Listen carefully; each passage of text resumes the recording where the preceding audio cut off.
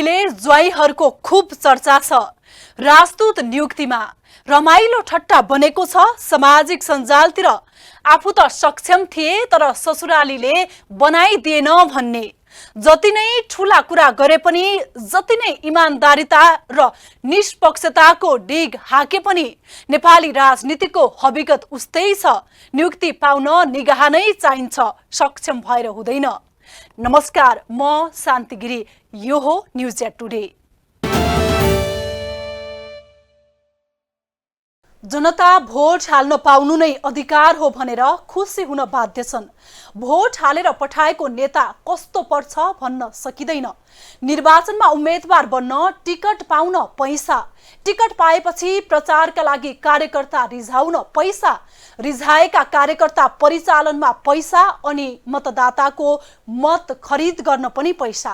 अनि यत्रो पाइला पाइलामा पैसा खर्च गरेर चुनाव जित्नेले खर्च भएको पैसा फिर्ता कमाउने बाहेक अरू के सोच्छन्? तर स्थानीय तहको निर्वाचन अब संघारमा नै छ। आज रातिदेखि निर्वाचन आचार संहिता लागू हुँदैछ। निर्वाचन आयोगले आसन्न स्थानीय निर्वाचनका लागि शुक्रबार मध्यरातदेखि आचार संहिता लागू गर्ने तयारी गरेको छ। राजनीतिक दल र अन्य सरकारवालालाई पालना गर्ने लिखित प्रतिबद्धता गराएपछि आयोगले आचार संहिता कार्यान्वयनमा ल्याउन लागेको हो। स्थानीय तहको निर्वाचनलाई स्वच्छ, निष्पक्ष, पारदर्शी बनाउन आयोगले सरकार, संवैधानिक निकाय, अर्ध सरकारी संस्था, राजनीतिक दल, उम्मेदवार, सार्वजनिक पद धारण गरेको व्यक्ति, सञ्चार माध्यम, पर्यवेक्षक, गैर सरकारी संस्था, विद्यालय र विश्वविद्यालयका शिक्षक तथा कर्मचारी, मतदाता लगायतले पालना गर्नुपर्ने आचार संहिता जारी गर्न लागेको हो। आचार संहिता लागू भएपछि वार्षिक बजेट तथा कार्यक्रममा स्वीकृत भएका बाहेकका कार्यक्रम गर्न, नयाँ नीति, योजना र कार्यक्रम घोषणा गरी स्वीकृत गर्न समेत रोक लाग्नेछ।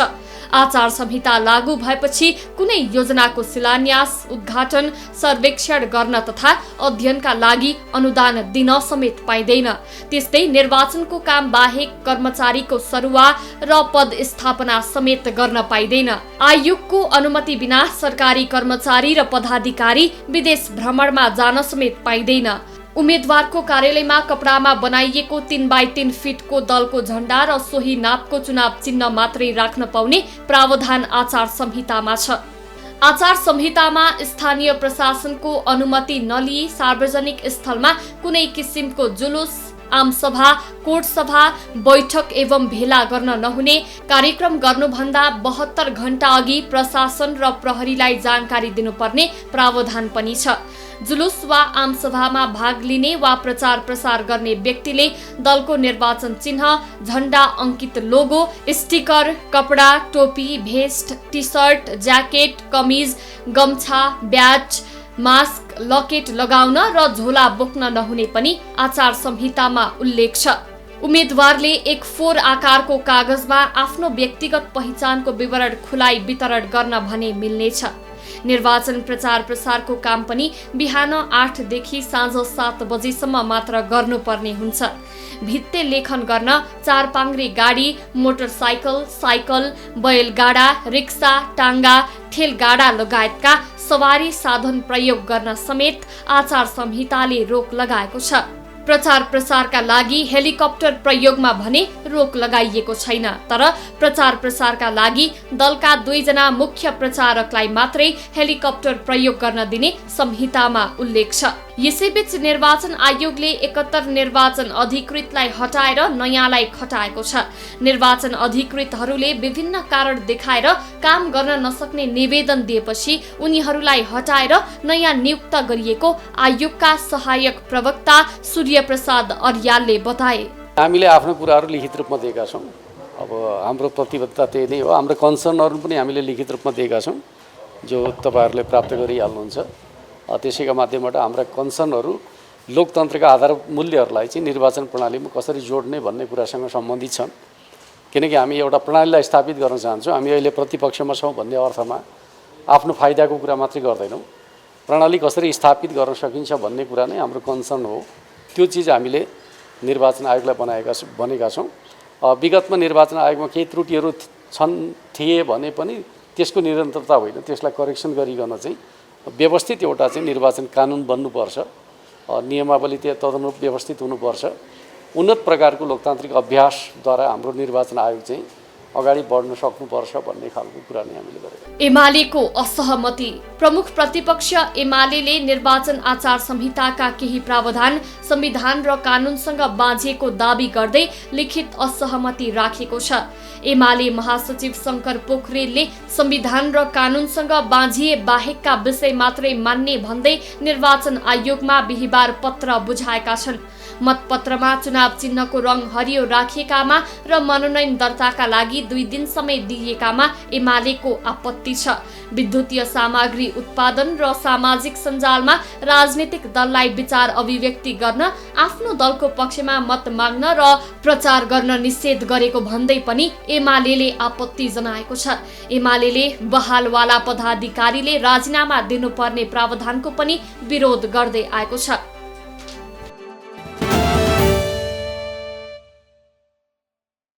सक्षम र संस्थालाई राम्ररी बुझेका व्यक्ति नेतृत्वमा पुगे के हुन्छ भन्ने राम्रो उदाहरण हुन् विद्युत प्राधिकरणका प्रबन्ध निर्देशक कुलमान घिसिङ। केही वर्ष अघि मात्रै दैनिक 18 घण्टा लोड सेडिङ भोगेको नेपाल अहिले विद्युत निर्यात गर्ने देश बनेको छ। मुलुकका 90% जनता विद्युतको पहुँचमा पुगेको सरकारी दाबी पनि छ। तर सधैँ कुलमानको जस्तो नियुक्ति कहाँ हुन्छ र? नियुक्तिमा पार्टीगत स्वार्थ अनि पैसाको खेल हुन्छ भनेर त्यसै आरोप लागेको होइन। अनि कतिपय मान्छे त यस्ता हुन्छन् जुनै पार्टी सत्तामा भए पनि पार्टीको साखै भइदिन्छन्। नेपालमा फाइदामा रहेको प्रमुख सरकारी स्वामित्वको कम्पनी नेपाल टेलिकमको कार्यकारी नियुक्ति अहिले विवादमा परेको छ। टेलिकम बचाऊ, बाह्य हस्तक्षेप बन्द कर, कम्पनीको स्वायत्तता कायम गर। हिजो आज नेपाल टेलिकमको केन्द्रीय कार्यालय सुन्दरा पुग्दा यस्तै खबरदारीका प्लेकार्ड नजरमा पर्न पुग्छ। कम्पनीमा बाहिरी व्यक्तिको प्रवेश हुँदैछ भन्ने सुइको पाएर टेलिकमका कर्मचारीले यसरी सांकेतिक रूपमा विरोध गर्दै आएका थिए। नेपाल टेलिकममा टेलिकम भित्रकै कर्मचारीलाई प्रबन्ध निर्देशक बनाउन माग गर्दै कर्मचारीहरू आन्दोलित थिए। संस्था बुझेको र जानेको व्यक्तिलाई कम्पनीको प्रबन्ध निर्देशकमा नियुक्ति गर्नुपर्ने मागसहित उनीहरू विरोधमा उत्रिएका हुन्।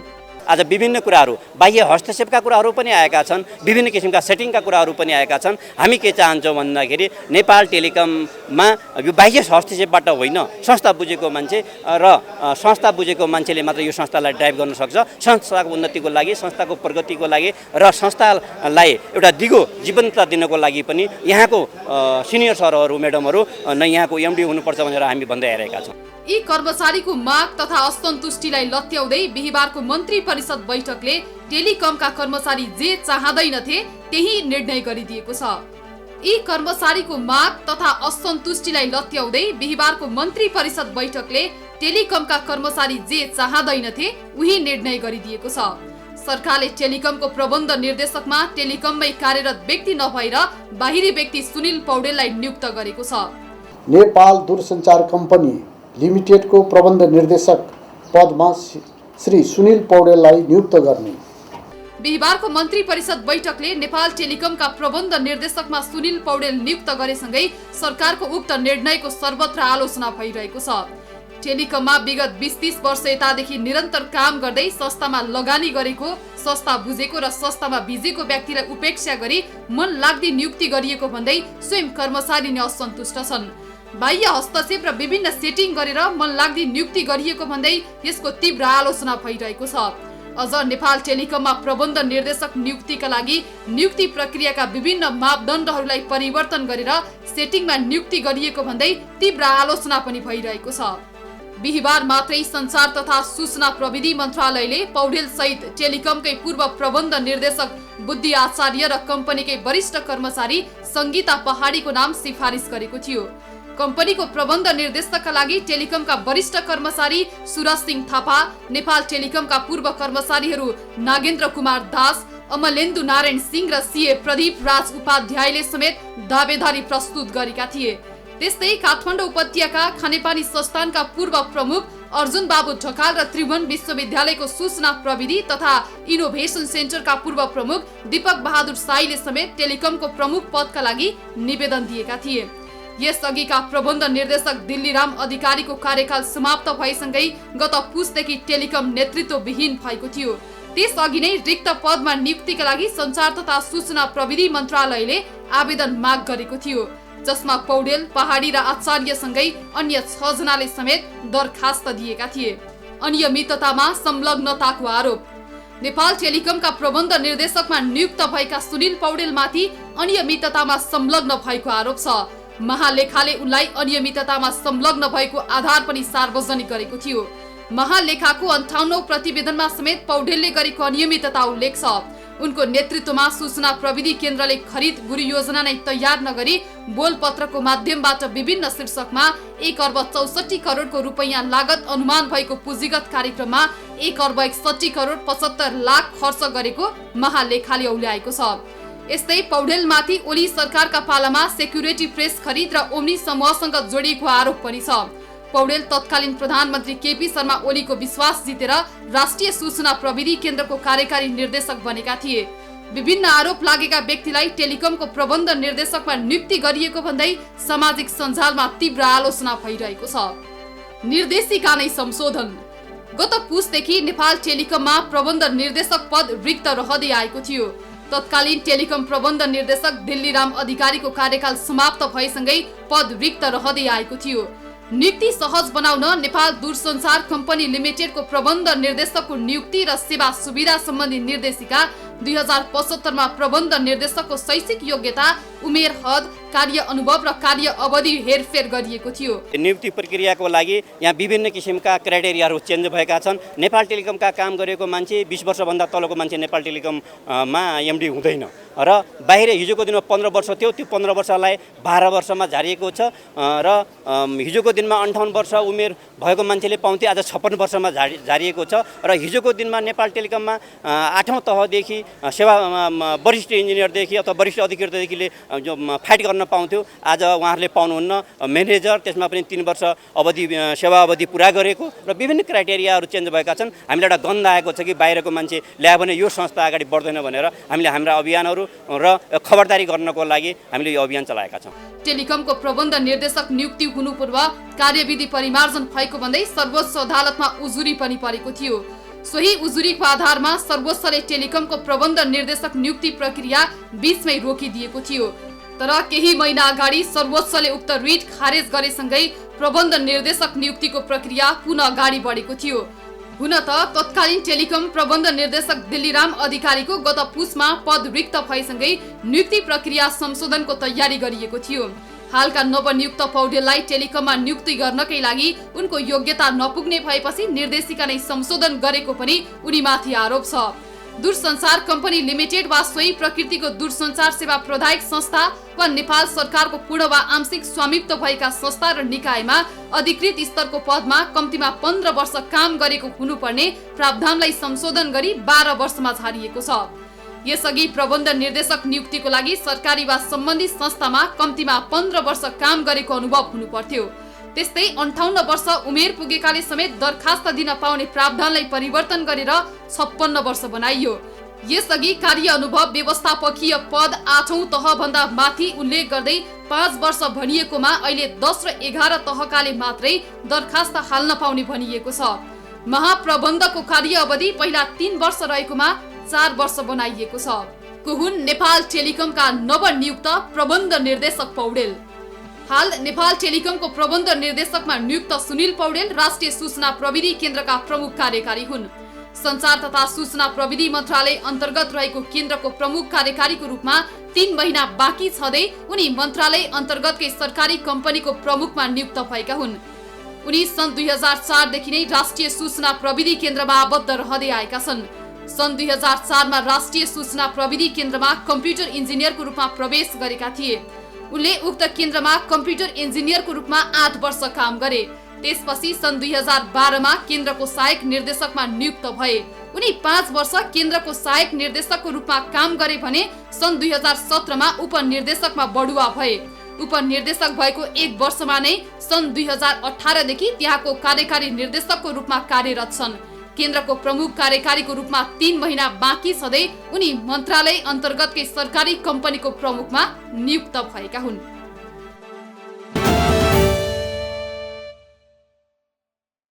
छिमेकको हावा छिमेकमा पनि लाग्छ। ओली बन्न खोजेका थिए पाकिस्तानका प्रधानमन्त्री इमरान खानले। आफू विरुद्ध अविश्वासको प्रस्ताव आएपछि अनि संसदमा बहुमत गुमाएपछि संसद नै भङ्ग गरिदिए। तर पाकिस्तानको सर्वोच्च अदालतले पनि नेपालको जस्तै नजिर दोहोर्याएको छ। इमरानको भङ्ग गराएको संसद पुनर्स्थापना भएको छ। इमरान अविश्वासको प्रस्तावको सामना गर्न बाध्य हुनुपर्नेछ। पाकिस्तानी सर्वोच्च अदालतले प्रधानमन्त्री इमरान खान विरुद्धको अविश्वास प्रस्तावमा मतदान नगराउने उपसभामुख कासिम सुरीको निर्णय बदल गरिदिएको छ। अदालतले पाकिस्तानी संसद पुनर्स्थापना गर्दै शनिबार 10 बजेका लागि बैठक बोलाउन सभामुखलाई आदेश समेत दिएको छ। प्रधान न्यायाधीश उमर अता बन्दी अलको अध्यक्षतामा 5 सदस्यीय इजलासले सर्वसम्मत फैसला गर्दै संसदमा अविश्वास प्रस्ताव पेश भएको अवस्थामा प्रधानमन्त्रीले राष्ट्रपतिलाई संसद विघटनका लागि सुझाव दिन सक्ने प्रश्न पारेको छ। न्यायाधीशहरू इजाजुल अहसन, मजहर अलाम मियाङखेल, मुनिब अख्तर र जमान खान मन्डोइल इजलासका सदस्य थिए। प्रधानमन्त्री इमरान खान विरुद्ध प्रतिपक्षले ल्याएको अविश्वास प्रस्ताव संवैधानिक प्रावधान विपरीत भएको भन्दै उपसभामुख सुरीले खारेज गरिदिएका थिए। पाकिस्तानी संविधानको धारा 5 मा रहेको हरेक नागरिक राज्यप्रति वफादार हुनुपर्ने प्रावधान उल्लेख गर्दै मतदाताको निर्णय संवैधानिक नहुने जनाएका थिए। त्यस लगत्तै प्रधानमन्त्री इमरान खानको सुझाव अनुसार राष्ट्रपति आरिफ अल्वीले गत आइतबार संसद विघटन गरेका थिए। संसद भङ्ग गर्ने निर्णयप्रति आक्रोशित विपक्षले प्रधानमन्त्री विरुद्धको प्रस्तावमा संसदमा मतदान हुन नदिने उपसभामुखको निर्णय असंवैधानिक भएको दाबी सहित सर्वोच्च अदालत पुगेका थिए। विपक्षी दलहरूले आफूहरूलाई सत्ताबाट हटाउने तयारी थालेपछि प्रधानमन्त्री खानले राष्ट्रपति समक्ष संसद विघटनको प्रस्ताव पेश गरेका थिए। त्यसलाई सदर गर्दै राष्ट्रपतिको सचिवालयले राष्ट्रिय सभा विघटन गर्ने पाकिस्तानी प्रधानमन्त्रीको सुझाव राष्ट्रपतिले संविधान अनुसार अनुमोदन गरेको जनाएको थियो। पाकिस्तानी संविधानको धारा 58 मा प्रधानमन्त्रीको सल्लाहमा राष्ट्रपतिले राष्ट्रिय सभा विघटन गर्ने प्रावधान छ। तर विपक्षी दलले आफू विरुद्ध ल्याएको अविश्वास प्रस्ताव सामना गर्नुको साटो प्रधानमन्त्री खानले संसद विघटनका लागि सिफारिस गरेका थिए। प्रस्ताव उप संसदमा मतदान भएको भए प्रधानमन्त्री खानले विश्वासको मत गुमाउने लगभग निश्चित थियो। तर संसदको बैठकको अध्यक्षता गरेका खानको दलका उपसभामुख सुरीले अविश्वास प्रस्ताव विरुद्ध मतदान गराउन अस्वीकार गरेका थिए। सर्वोच्च अदालतको बिहीबारको फैसलाको विपक्षी दलहरूले स्वागत गरेका छन्। निकै कडा सुरक्षाबीच गरिएको फैसलापछि बोल्दै विपक्षी दलका नेता शहबाज शरीफले अदालतले न्याय दिएको प्रतिक्रिया दिए। प्रधानमन्त्री खानले विपक्षी दलहरूले आफूलाई काम गर्न नदिएका कारण संसद विघटन गर्नु परेको बताउँदै आएका थिए।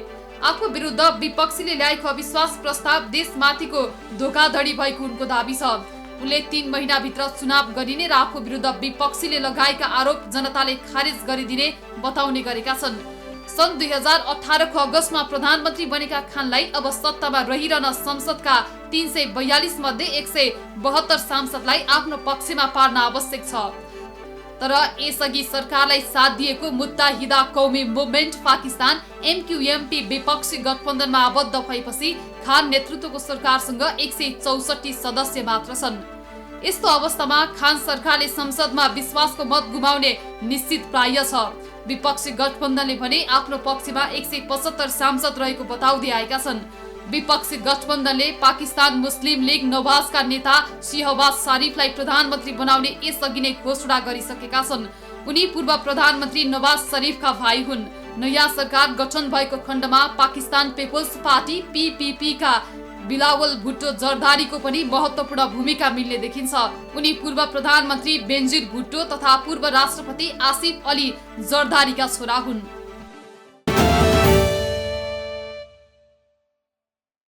यसपालिको चुनावमा कुनै चमत्कार होला भन्ने आशा गर्न सकिँदैन। भएकै दलमध्ये कसले कति स्थानीय तहमा आफ्नो पकड जमाउला भन्ने नै अहिले आम चासोको विषय बनेको छ। नतिजा केही अनुमान गर्न सकिने नै देखिन्छ, तर धेरैले अनुमान गरे अनुरूप नतिजा नआए चमत्कार नै मानिनेछ। तर वास्तविक चमत्कार गर्ने र आफ्ना जनताको जीवनस्तर उकास्न उदाहरणीय भूमिका खेल्न सक्ने नेता आउने कुनै छनक छैन। टिकट किनेर उम्मेदवार बनेका अनि भोट बेच्ने मतदाता भएको ठाउँमा के आशा गर्नु? हस्त आजलाई न्युज या टुडे यति नै। हामी सबैलाई बिदा दिनुहोस्। नमस्कार।